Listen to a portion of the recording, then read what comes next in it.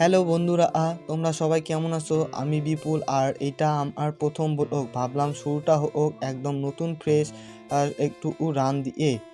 আসলে সকালটা এমন একটা সময় যখন মন শরীর সব কিছু একদম নতুন লাগে। গ্রামের এই নিস্তব্ধ রাস্তা, হালকা রোদ্দুর আর ঠান্ডা বাতাস, এক কথায় পারফেক্ট স্টার্ট।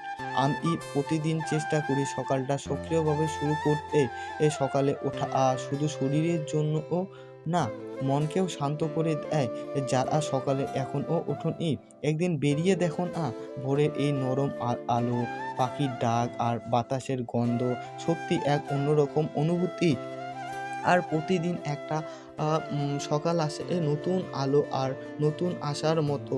আজকের সকালটা একটা অন্যরকম। হালকা কুয়াশা, ঠান্ডা বাতাস, আর রাস্তায় প্রায় কেউই নেই বললেই চলে। চারিপাশটা এত শান্ত, যেন পৃথিবী এখনো ঘুমোচ্ছে। আর আমি আর আমার একটি বন্ধু হেঁটে চলেছি দুজনে কথা বলতে বলতে। আর এই সকালটা আর নিস্তব্ধতা আর